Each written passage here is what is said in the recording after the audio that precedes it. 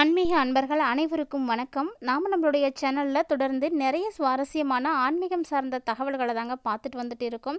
அந்த வரிசையில் இன்றைக்கி நம்ம பார்க்கக்கூடியது வரக்கூடிய மார்ச் 13ஆம் தேதி என்று நிகழக்கூடிய அற்புதமான சந்திரகிரகணத்தை பற்றின சுவாரஸ்யமான விஷயங்களையும், இந்த கிரகணம் எத்தகைய மாற்றங்களை எல்லாம் ரிஷபராசி என்பவர்களுக்கு ஏற்படுத்தி கொடுக்க இருக்குது அப்படின்றத பற்றியும் தான் தெளிவாக தெரிஞ்சுக்க போகிறோம். வீடியோக்குள்ளே போகிறதுக்கு முன்னாடி நீங்கள் இன்னும் நம்ம சேனலை சப்ஸ்கிரைப் பண்ணாமல் இருக்கீங்க அப்படின்னா மறக்காமல் சேனலை சப்ஸ்கிரைப் பண்ணிக்கோங்க. கூடவே பக்கத்தில் இருக்கிற பெல் ஐக்கானையும் கிளிக் பண்ணிக்கோங்க. அப்போ தான் நாங்கள் போடக்கூடிய வீடியோக்கள் எல்லாமே உங்களுக்கு நோட்டிஃபிகேஷனாக உடனுக்குடன் வந்தடையும். நீங்களும் பார்த்து பயன்பெறலாம். வாங்க வீடியோக்குள்ளே போகலாம். பொதுவாக கிரகணம் அப்படிங்கிறது வானத்தில் ஏற்படக்கூடிய ஒரு நிகழ்வு தாங்க. இருந்தாலுமே கூட ஜோதிட ரீதியாக பார்க்கும் பொழுது பல்வேறு விதமான விதிமுறைகளானது சொல்லப்படுது. ரொம்பவே முக்கியமானதாகவும் பார்க்கப்படுது இந்த கிரகணம் தான். கிரகணங்களில் சந்திர கிரகணம், சூரிய கிரகணம் அப்படின்னு 2 வகைகளானது இருக்குது. இந்த 2 வகைகள் இருக்கக்கூடிய கிரகணங்களுமே ஆண்டுக்கு ஒரு முறை உருவாகும் பொழுது ஒவ்வொரு விதமான உலக நாடுகள்லையும் உருவாகும் பொழுதும் வெவ்வேறு விதமான பலன்களை தான் கொடுக்க இருக்குது. ஸோ அந்த வகையில் பார்த்தீங்கன்னா தற்போது உருவாகி இருக்கக்கூடிய கிரகணமானது மார்ச் மாதம் 14ஆம் தேதி வெள்ளிக்கிழமை அன்னைக்கு உருவாகியிருக்கு. ஸோ இந்த கிரகணம் ஆண்டினுடைய முதல் சந்திர கிரகணமாக பார்க்கப்படுது.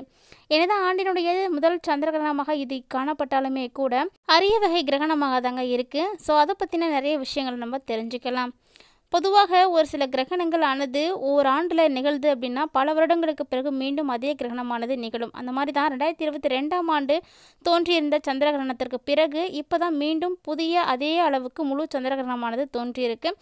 அதாவது இந்த கிரகணம் அப்படிங்கிறது 13ஆம் தேதி மற்றும் 14ஆம் தேதிகளில் நிகழ இருக்குங்க. சந்திர கிரகணத்தில் நிலவு சிவப்பு நிறத்தில் காட்சியளிக்கும் அப்படின்னு சொல்லப்பட்டிருக்கு.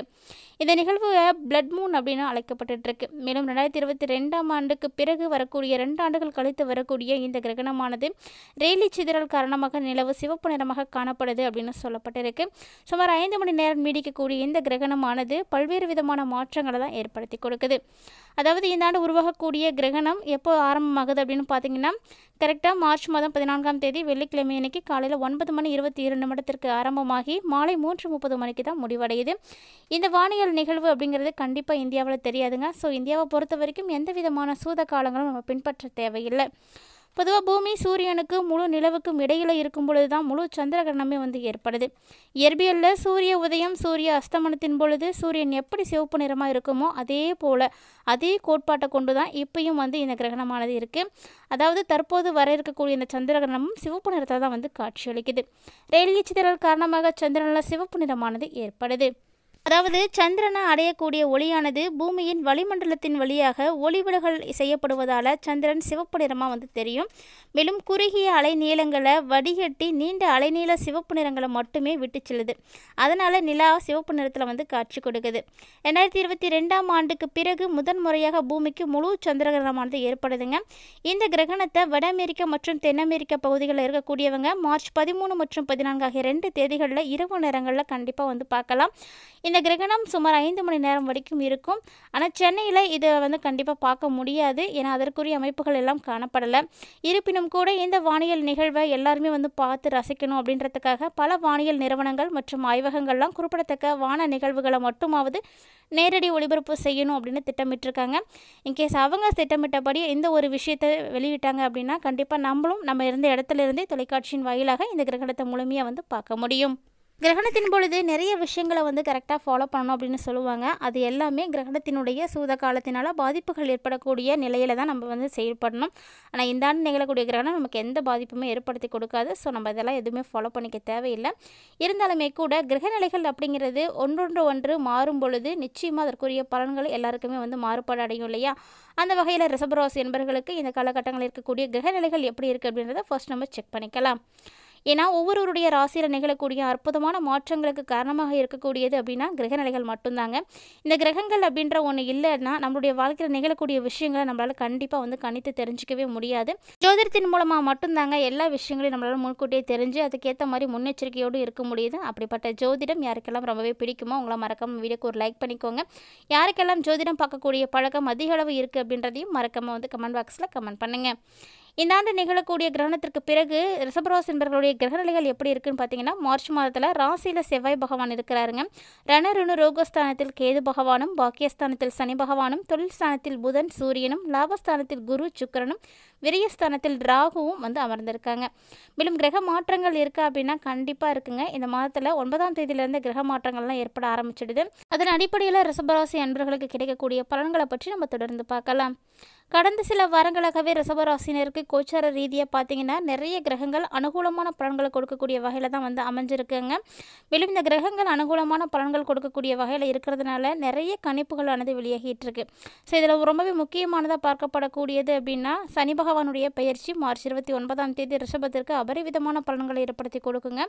கிட்டத்தட்ட இந்த மார்ச் மாதத்தில் இருக்கக்கூடிய எல்லா விதமான மாத கோள்களுமே பயிற்சியானது எல்லா ராசிக்குமே ஒரு கணிசமான தாக்கத்தை ஏற்படுத்தி கொடுக்கும். இருந்தாலுமே கூட ரிஷபராசிக்கு என்ன மாதிரியான பலன்கள் எல்லாம் கொடுக்க போகுது அப்படின்றத பற்றி நம்ம தொடர்ந்து பார்க்கலாம்.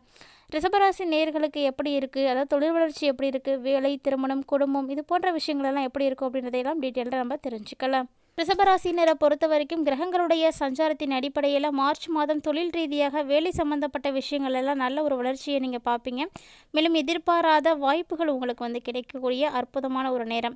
3 கிரகங்களுடைய சேர்க்கை, 4 கிரகங்களுடைய சேர்க்கை இன்று ஒரு சில ராசிகளுக்கு நிறைய விஷயங்களை வந்து ஏற்படுத்தி கொடுக்க போகுது.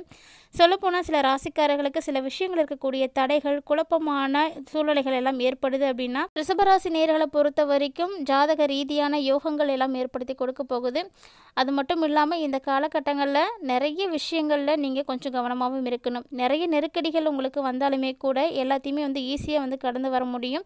அதுக்குரிய சூழ்நிலைகளும் உங்களுக்கு தெரிய ஆரம்பிச்சிடும். ஆனால் உடல் ஆரோக்கியத்தில் மட்டும் நல்ல ஒரு கவனம் எடுத்துக்கோங்க. அற்புதமான ஒரு நேரமாக இருக்கும். மேலும் உங்களுடைய குடும்பம் சார்ந்த விஷயங்கள், காதல், திருமணம் போன்ற உறவுகள்லாம் எப்படி இருக்கும் அப்படின்னு பார்த்தீங்கன்னா, குடும்பம், திருமண வாழ்க்கை அப்படின்னு வரக்கூடிய விதத்தில் எல்லா வகையிலுமே உங்களுக்கு திருப்திகரமான ஒரு நிலை தாங்க காணப்படுது. இருந்தாலுமே உறவு சம்பந்தப்பட்ட சிக்கல்கள் ஏதாவது உங்களுக்கு வந்து ஏற்படலாம். அதனால் எந்த உறவாக இருந்தாலுமே 3ஆம் நபருடைய தலையீட்டை வந்து அனுமதிக்காமல் இருங்க. அதுதான் நல்லது. குடும்பத்தில் உங்களுடைய பொறுப்புகளை நீங்கள் தட்டி கழிக்காமல் உடனுக்குடன் வந்து நிறைவேற்றி கொடுங்க. அது உங்களுக்கு பெரிய அளவுக்கு இருக்கக்கூடிய பிரச்சனைகளை எல்லாம் தவிர்ப்பதற்கு உதவியாக இருக்கும். ஒரு சிலருக்கெல்லாம் திருமணம் ஆகாமல் இருக்குது அப்படின்னா திருமணம் நடக்கிறதுக்கு நல்ல வாய்ப்பு இருக்குங்க. இருந்தாலுமே கூட சுக்கிரன் இந்த காலகட்டங்களில் வக்ரமாக இருக்கிறாரு. ஸோ மார்ச் மாதம் முழுவதுமே உங்களுக்கு திருமண பேச்சுவார்த்தை வந்து கொஞ்சம் தாமதப்படும். ஆனால் அதுக்கப்புறம் வந்து கண்டிப்பாக வந்து நடக்கும். இப்போ இந்த காலகட்டங்களில் நிதிநிலை உங்களுக்கு எப்படி இருக்கும் அப்படின்னு பார்த்தீங்கன்னா, பெரிய அளவுக்கு வளர்ச்சி அப்படிங்கிறது இருக்காதுங்க. இருந்தாலுமே கூட பெரிய அளவுக்கு சிக்கலும் உங்களுக்கு வந்து ஏற்படாது. ஸோ இதுவே உங்களுக்கு வந்து மன நிம்மதியை வந்து ஏற்படுத்தி கொடுக்கும். முதல் 15 நாட்கள் சுமாராக இருந்தாலுமே கூட மார்ச் மாதத்தினுடைய பிற்பாதி மிகப்பெரிய அளவுக்கு நிதிநிலையில், பொருளாதாரத்திலும் நல்ல ஒரு வளர்ச்சி நீங்கள் பார்ப்பீங்க. கடந்த சில வாரங்களாக நிலுவையில் இருக்கக்கூடிய தொகை கூட இப்போ கைக்கு வந்துடும். சேமிப்பு, முதலீடு மற்றும் கடன் வாங்குறது அப்படின்னு பணம் சம்மந்தப்பட்ட எந்த ஒரு முடிவாக இருந்தாலுமே கூட அதை உடனுக்குடன் நீங்கள் எடுக்கக்கூடாது. ஒரு முறைக்கு பல முறை யோசித்து அதுக்கப்புறமா செய்யுங்க. அதே போல் வேலை, தொழில், வணிகம் எப்படி இருக்கும் அப்படின்னு பார்த்தீங்கன்னா, உங்களுக்கு இந்த காலகட்டங்களில் ரொம்ப ரொம்ப சிறப்பாக இருக்குங்க. அதுவும் உத்தியோகத்தில் இருக்கக்கூடியவங்களுக்கெல்லாம் சொல்லவே தேவையில்லை. இது ஒரு பொன்னான ஒரு மாதம் தான் சொல்லணும். உங்களுக்கான அங்கீகாரம் கிடைக்கக்கூடிய ஒரு நேரமாக இருக்குது. அதே போல் மேலதிகாரிகளுடைய பாராட்டுகளையும் நீங்கள் வந்து ஈஸியாக வந்து பெறுவீங்க. இதுவே பார்த்தீங்கன்னா உங்களுக்கு அடுத்தடுத்த ஒரு சில வாரங்களில் பதவி உயர்வு, ஊதிய உயர்வு எல்லாத்தையும் வந்து ஏற்படுத்தி கொடுக்கும். அதே போல் எந்த ஒரு வேலையே இருந்தாலுமே தயவு செஞ்சு ரிஷபராசி என்பவர்களை இந்த காலகட்டங்களில் அலட்சியமாக மட்டும் இருந்துடாதீங்க.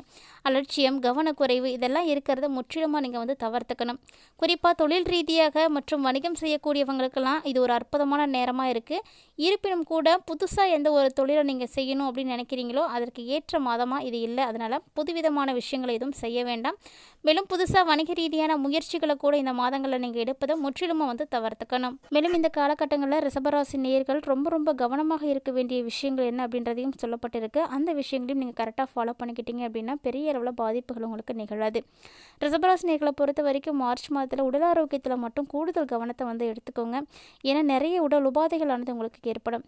இப்படி ஏதாவது உங்களுக்கு சின்னதாக ஒரு அறிகுறி தெரிந்தாலுமே கூட உடனடியாக மருத்துவர் அணுகி அதற்குரிய சிகிச்சைகளை எல்லாம் எடுத்துக்கிறது ரொம்பவே நல்லது. உடல் உபாதைகளை சரி செய்துக்கிறது இந்த காலகட்டங்களில் ரொம்பவே முக்கியமானது. ஸோ எந்த ஒரு காரணத்துக்காகவும் இந்த இடத்துல வந்து நீங்கள் கவனக்குறைவாக இருக்காதீங்க. அதே போல் மார்ச் மாதத்தினுடைய தொடக்கம் கொஞ்சம் சாதாரணமாக உங்களுக்கு இருந்தாலுமே கூட 2 வாரங்களுக்கு அப்புறமா ஏராளமான மாற்றங்கள் முன்னேற்றங்கள் எல்லாமே உங்களுக்கு இருக்குது. அதே போல் தொழில் செய்யக்கூடியவர்கள், தொழிலில் வளர்ச்சி முதலீடுகள் செய்யணும் அப்படின்னு நினைக்கிறவங்களாம் இது போன்ற விஷயங்களை கொஞ்சம் எச்சரிக்கையாக இருக்கணும். அதுதான் உங்களுக்கு ரொம்பவே நல்லதும் கூட. இந்த காலகட்டங்களில் என்னென்ன விஷயங்களில் ரிஷபராசி என்பர்கள் பலன்களை அடைய போகிறீங்க அப்படிங்கிறத பற்றியும் கவனமாக இருக்க வேண்டிய விஷயங்களையும் தெளிவாக பார்த்துருப்பீங்கன்னு நினைக்கிறேன். வீடியோ உங்களுக்கு பிடிச்சிருக்கு அப்படின்னா லைக் பண்ணுங்கள், ஷேர் பண்ணுங்கள், மறக்காமல் கமெண்ட் பண்ணுங்கள்.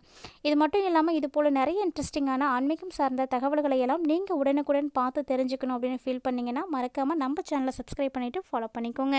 ஆன்மீக ரீதியாக கொடுக்கப்படக்கூடிய எளிமையான பரிகாரங்களையும் செய்து நல்ல ஒரு பலன்களை பெற்றுக்கோங்க. மேலும் இது போல சுவாரஸ்யமான தகவல்களோட மற்றொரு பதிவில் சந்திக்கலாம்.